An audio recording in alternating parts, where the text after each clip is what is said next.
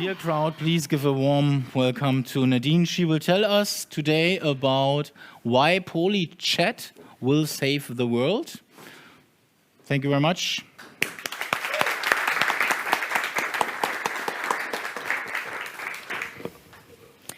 Yes, hi. Thank you for the introduction. I was going to make a joke about like, hi, I'm Matthew, I'm going to tell you about the state of matrix, but no, obviously not. I'm just stepping in. I will tell you today about Polychat. I will tell you about what is Polychat, how does it work, why is it different to other solutions, why does the world need this. I will hopefully give you some food for thought as well, and then I'm opening up to questions if I have any time left. So, first of all, a little bit about me. I'm Nadine. I'm a UX designer. I'm also a Seabase member. I'm also a mom. I like to do yoga. When I go really crazy, I start fermenting vegetables. Why am I telling you this? Why is this important? It is to show you that I have various different interests, and not all of them are related to tech. I'm sure you can relate to that. You probably have a similar circle of interests and everything. So maybe the experience I'm just telling you about now is also you can relate to that. So imagine I'm going to my yoga circle. And there's other yoga moms there, and we had a nice relaxing session, and everyone is really loved up. And then we want to connect. We get our phones out, and we realize we can't connect because we can't agree on a certain messenger to use. And I swear you, all the relaxation is gone if you have to start arguing about what messenger to use. So you're all like probably aware of some solutions, like how we can overcome this problem. So you might say, hey, tell them to install Matrix. Forget it. Because installing a different app, learning a new interface, learning a new UX context and concept is not something you will bring a busy yoga mom to do. It's very hard to convince them. And in fact, I can think of a hell lot of concepts of people who just want to solve a problem, and they want to solve it fast, and they don't want to learn more things. So in my particular situation, convincing them to use Matrix is not going to work. So you might say, okay, why don't you use Beeper or Pigeon or something else? Yeah? Also here, this is not a solution because it would only solve my problem. If I use Beeper, I can talk to everyone, but I actually want to bring the group together. So you might say, hey, install some relay bridges. That kind of goes into the direction of what we're going to do, except that I personally can't install relay bridges, and I would need infrastructure, and I would need technical know-how, which I haven't got. So for me and for this particular case, that's also not an option. My option is Polychat. And I'm explaining to you now what Polychat is. So imagine again the situation, my yoga group, everyone wants to connect, everyone gets their phones out. But now we have a solution. We're not going to go, oh no, we can't open a group chat. We're going to open a Polychat. And Polychat works in that way that in a Polychat, everyone can join with whatever messenger they prefer to use. And they can still talk with each other, because what we're doing is we're having relay bots, like within their own messaging systems. Like the users will enter a group chat with the relay bot, and then the relay bot, there is a back end. So this is like, I'm telling you this from a non-techie point of view, so I hope that I'm not making too many mistakes in that. But the way I understand it is that we are having a back-end matrix rooms, and all the relay bots talk with each other in the matrix room. And then they mirror the conversation back into the room with which the user is talking to the relay bot. So from their point of view, they are just in their normal, they use their normal app, they don't have to reinstall anything. they are in a UX context they're used to. And that also means that the screen they're seeing is just as they're normally used to it. So if you see the fine detail, I was really trying to bring out some specifics of the messenger. So just pay attention to the shape of the speech bubbles. So what I was trying to express with that is that everyone sees the screens as they're used to, and they still can communicate. What is particularly about what we are doing to other solutions which are already in the market is, for example, there's a couple of things. Hang on, I'm doing my things without my cards, so I might have to catch up with my cards. So this is where I want to be. So yeah, just make a point, because I'm referring to this later. One of the unique things we want to do with our solution is that we're meeting the people where they stand. So if someone is using a particular messenger and that's their favorite and that's what they feel comfortable with, they're not going to have to change their messenger. That's one of the main points. Keep that in mind. I'll refer to this later. The other thing is that we want to present all the users equal. So if you see now, we have an additional person joining from the green messaging system. Within the group chat, there will be no Zweiklassengesellschaft. So there will not be a everyone from within my system I can see differently, and everyone who is from a different system is somehow relayed and behind a bot, and they're kind of like those other people. So we're trying to really break those perceptions down. Everyone in the group is the same. It doesn't matter what their original system is they're coming into. This is also really important for a point I want to make later on. And the third thing, which is different with the way we are approaching this, is that if you imagine, again, the yoga group, but then, like, as I said earlier, I'm not only doing yoga, I have other interests. So I'm also a mom, and within this context, I have another group, and I might start another Polychat, and within this context, it's far more important that I identify myself in this group as Miko's mom and not Nadine, and not Nadine the kimchi queen or something. Like, I can use through pseudonymization, by using a pseudonym, which I can, because every group, in every chat, I am with a different relay bot, and therefore in every chat I can have a different name. And that's, from a user point of view, that's incredible. That's even better than any of the solutions on the market, because if I normally use WhatsApp, I always have the same screen name, no matter in what chat I'm in. So personally, me, like being a UX designer, I'm very excited about that. Keep it in mind for later, because there's some more beauty coming with this element.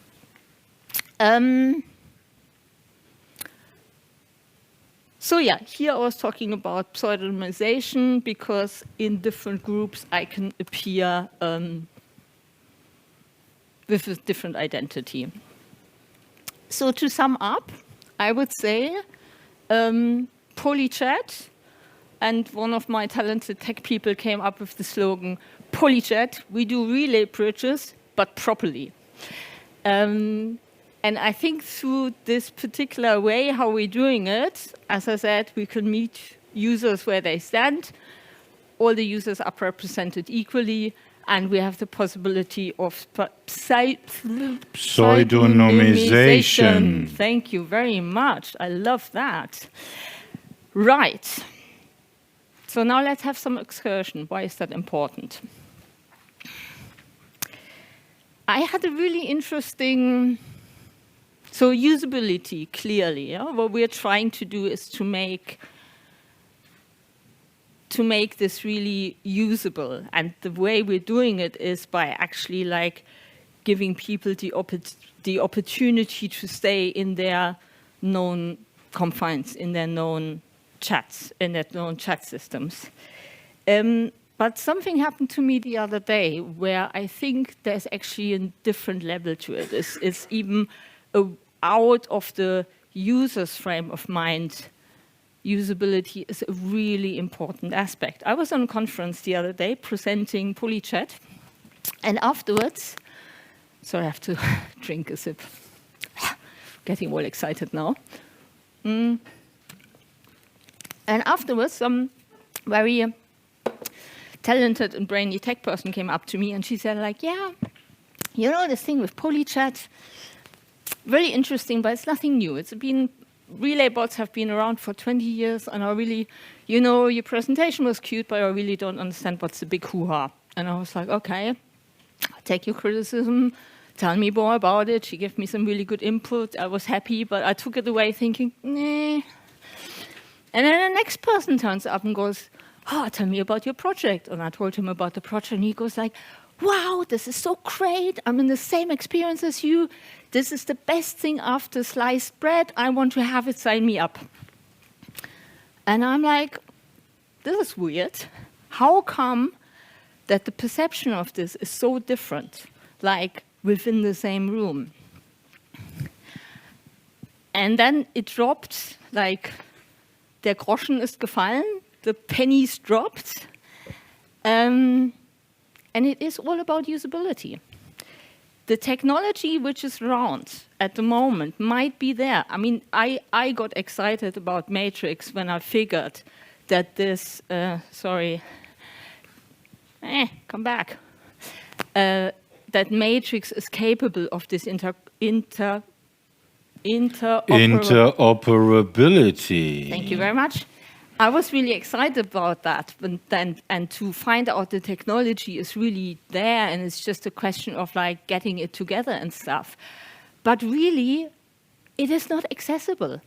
And I'm kind of thinking like, if the usability isn't there, then the exposure isn't there, then the impact isn't there. And I think that's so often, but this is another talk altogether, that's so often the case for open source software.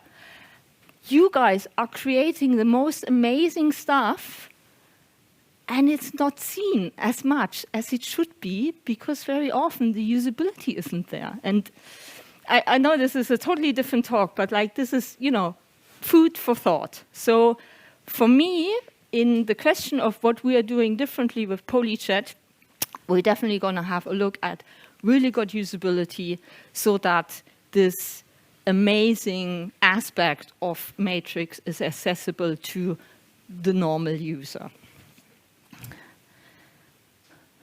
Interoperability. So, what do I have about that?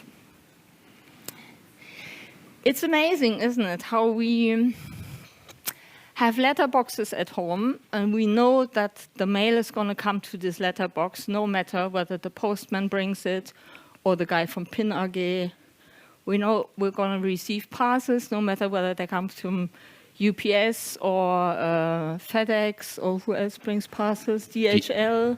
Yeah, so that's totally normal. That's our norm. We receive phone calls, and we don't even think that there might be a difference, no matter whether the person who calls us is from Vodafone or has a O2 contract or a telecom or anything. And I mean, you could even take it as far as thinking like there aren't streets just for Volkswagen and other streets for Mercedes and again other streets for 2CVs or something. This is just obscene. Why do we accept this with messengers? I mean, this is so. Who made us accept this? This is just bizarre. And I think, and I hope that with Polychat and with like bringing those relay bridges to the world, we can really open up people's minds and raise their expectations and almost like reclaim the freedom of communication which they ought to be having, in my humble mind. So you might say, like, threat not, it's all going to come. The Digital Market Act is on our doorsteps. I had a very, well, not a deep dive, but I had a couple of days reading about the Digital Market Act and trying to get my head around, like, what this means and how this will affect our project. And I understood that there are big gatekeepers who earn a certain amount of money, have a certain amount of users. And I also think there is only going to be WhatsApp and Facebook Messenger, who is actually defined as a gatekeeper. And I learned that these guys have to make themselves interoperable, but only if they're addressed by smaller competitors, saying, hey, we want to communicate with people in your network. And I've also heard that Signal and Threema, who would be in the position to ask WhatsApp to open up, have already announced that they're not going to do it. Why? Because they understood that their users are partially with their systems because they don't want their personal data to go with Meta. They don't want to have their personal data connected. So again, what good is a Digital Market Act? I know there's far more, but in the small Article 7 where they're talking about interoperability of chat systems, what good is it if people are not gonna make use of their right to get this interoperability because of their fear of their personal data being passed out? And then another load of pens fell down. Pens fell down? Can someone translate for me, der Groschen ist gefallen, please? In understand. The pennies dropped. Thank you very much. So another load of pennies dropped. Because I understood that the way we are using the relay bots, and with this pseudonymity, Polychat is solving this problem.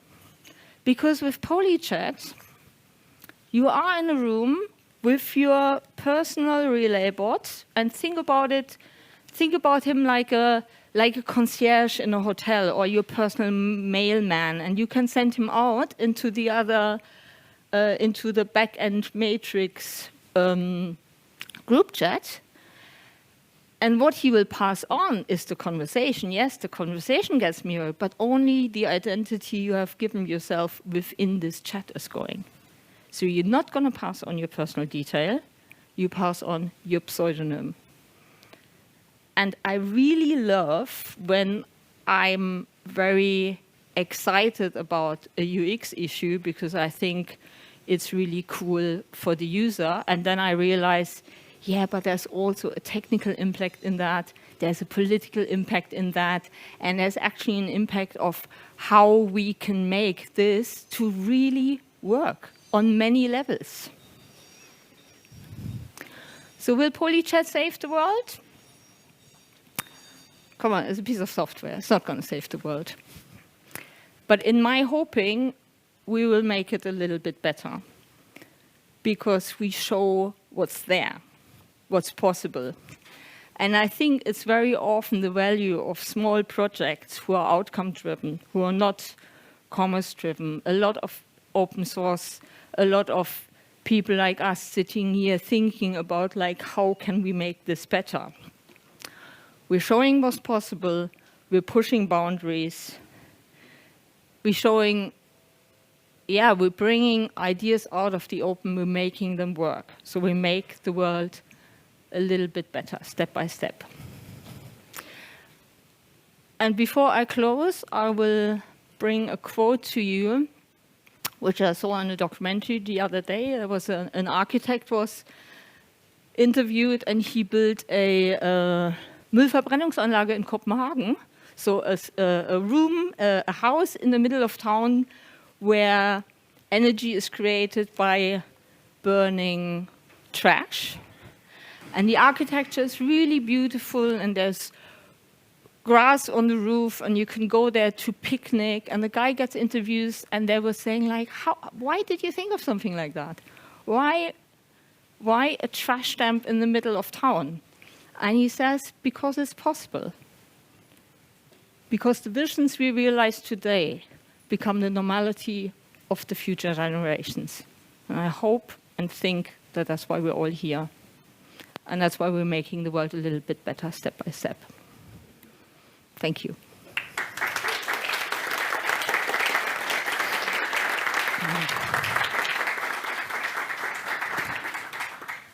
And I have time for questions.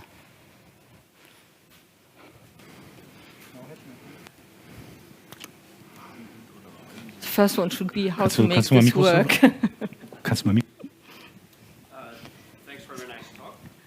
I'm curious about what specifically is the state of Polychat today? How far have you come, and what are the challenges that are? Polychat is, I'm proud to announce that we're funded by the Prototype Fund. And we've been thinking about this for the last 2 years, I would say. But we now have some funding since the beginning of September. And I have a great team with me. There's Andre, I see. There is Jan, I see. There is Sake somewhere here. So I have a lot of very talented people working on this. I think the technological state at the moment is that we have all the matrix servers in place, but we know what we're doing. and quite frankly, you know, we put on this, we still have to prove the concept, I think, particularly when it comes to the interface. I think that because we're basically trying to hack ourselves in the interface of a different software, of an app we can't interfere with. So we'll have to be really tricky and smart, and I don't know where we're getting. But I will have another presentation at the end of February, the closing for the Prototype Fund, and that's when I will present like how far we got. And if you want to follow the... Oh, yes. Sorry. And you can check on GitHub, Polychat project. Yeah. Are you planning to charge users for this product? Like, is it going to be a price thing? To be honest, my first vision is to have this running. But of course, I want to maintain the thing. So we have some concepts of how monetization could work. And what we kind of like at the moment is a sort of idea how we talked yesterday about, I always forget that you're the guy with gaming, right? Yeah. Not diaspora, but... Well, the commune, that project, or the... Sorry? No, the chat system you're using. Oh, Discord. Yeah, Discord, yeah. thank you. I always forget Discord. What I like about Discord is that the finance, like it's finance, or like within the group you vote, and then and I kind of like the idea that not a person is financing it, but like a group. Yeah. So I would like to, but it's sort of it's not thought through, but I would like to have a system where, like within the group, we can maybe have a possibility for a micro payment, and then the group together would pay something like, I don't know, €1 a month or so, and with that we could sort of maintain the infrastructure. So cool. I think the first step is really that it's a proof of concept. And if we can maintain the infrastructure at some point, great. If we can maintain ourselves at some point, even better. Nice, thank you. Slow process. There was another question. I assume you need to break an end-to-end encryption for this product, or how does that work? Or will it be possible with MLS or some future technology to have full end-to-end encryption? Someone give this guy a microphone, please. Oh, I have. No, it's right. In the first place, we will break the end-to-end encryption. But with MLS, there is a possibility to use for some of the services they do. The project itself is like a plan B in terms of interoperability on the DMA level. So the DMA level is like they try to secure the capitalistic market, that it is not monopolistic, but we try to enable free speech. And maybe it will not be only important for the big players on the market to have something like that, also for the low or small players. And therefore, we think it is more important to bring the people together than to bring them in the most secure way together. Because if you want to have a really secure messenger solution for your group, then you maybe should stick to some and don't use some bridges. But if it is, you want to talk to people, then this is a good solution. And I think breaking then the encryption is a good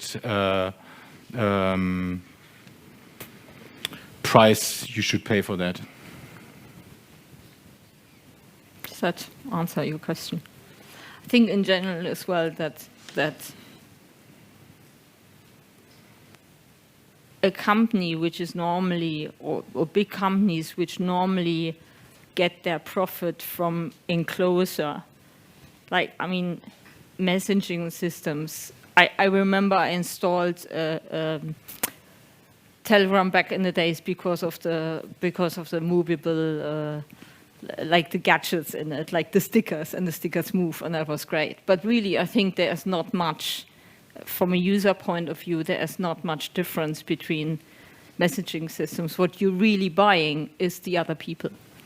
And I think that companies who make their money with the enclosure, they will not open up in a way, well, they probably won't want to open up, and if they do, they're not going to do it in a way that it's really free and open. So we're trying to make a possibility visible. More questions?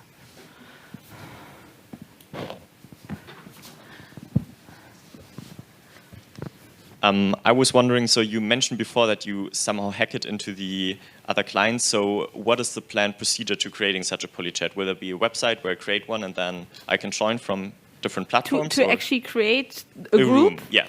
That's In the first step, in the MVP, we're going to have a website. So you go on the website, you say create a Polychat.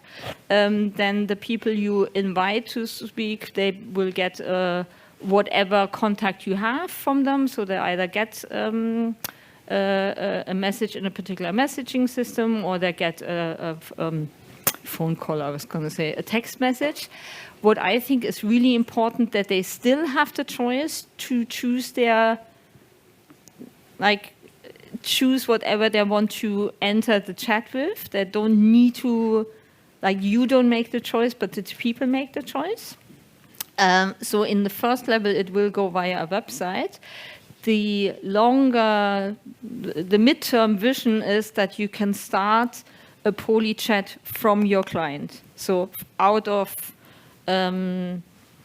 WhatsApp or whatever, instead of opening a group chat, you have a certain telephone number, that is Polychat, and you make a chat with Polychat, and out of this chat you can create a proof chat. And then the whole procedure would be without you even leaving whatever you usually use for chatting.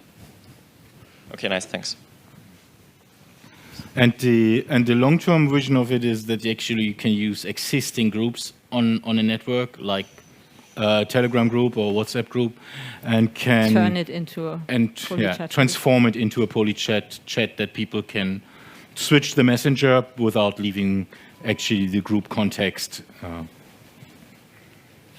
I'm having a rather untechnical question. Eventually, when you have the system up running, you will connect various users for various chat platforms, and eventually nobody will really know which system the other partner he's chatting with will be using. So how are you going to deal with the declaration of data privacy consent in this setting? Because you will share messages despite your profile being hidden, but in the end you will share information to platforms you don't know. I had a solution to that. In the RGBs, there are of the particular of the various messengers. There are phrases which, at the first glance, forbid us this. I personally think it's a kind of question of interpretation, because what we're actually doing is that the user has a chat with a service, and so within my original chat, I am with the Polychat relay bridge, and I tell this bot to pass on this into a room. So it's kind of like, it's like I send a courier. Yeah? So it's not really that we're sharing the conversation. I had this thought through. Basically, I know we're kind of on thin ice there, but I'm willing to fight that fight. Can I jump? Go for it. Was your question what we do with data types when someone is sending, for example, an image and the... No, it was a non-technical question. It's basically all about me as a person. I want to use the system, right? And I'm going to expose my data to other chat platforms which have contracts which I would usually agree to if I would use the native platform. So I theoretically would read them, of course, all the 1,000 pages, and then agree to it. Yeah, and now in this setting, I have platforms I may not even know, and I've never read all these contracts. Yeah, because you don't have a contract with them. You send Polychat to do that for you, and you have to read a contract with Polychat or to deal with them, but Polychat is going to WhatsApp or to whatever, and it's actually not really going there. It has contracts with all the other people, and it just brings in their name the message together on their platform, and then gives it within the contract they have with Polychat back to them. So it's like postbote. So was your, sorry to understand, was your worry that what you're saying, that your chat content is now legible in other platforms, or is your worry that you somehow are in a contract with someone you haven't signed up with? What's your pain? That's the latter. So the latter. I'm in contact with somebody I don't have any agreement with. Yeah. And so on the other way around, the big company I'm not in agreement with, who is processing my data, no, they don't. Should potentially have a big interest on not receiving my data, because then I could basically, somebody could do them harm legally. And that's just an assumption, of course, but it's a big question. I don't want to stress the matter too much here, but it's... I think it's a very important question. I think it's a very important question, and we had a lot of brain cells died while we were twisting our minds to find a solution to that. But in our interpretation of what we're doing, you're not passing on crucial information. You're crossing on you're crossing on a crucial chat, but you're not passing on your personal conversations, and you are not in a contract with these other providers. This is kind of how we are running at the moment. Thank you. Thank you. There's one more. Thank you, Kim. You're welcome. Where can I follow your progress in your project? We have a Mastodon. Yes, it has 2 posts. Yeah, I know. Sorry. And there's an RSS feed on your busy. website which has the Hello World WordPress post. Yeah. Mea culpa, I know. But theoretically, these are the right... Is there a matrix chat? Yes, there's the Matrix Ambassador chat, which is open. You can probably find it. It's the Polychat ambassadors, and that is kind of like a group of people who are really enthusiastic. And once get over this whole process of setting up the team, talking to the prototype fund, and getting myself into a decent workflow, I will also announce things on this channel. Okay. But at the moment, I was happy that I set it up, and that's it. Okay. But on the Mastodon, you saw a photo of Kim, right?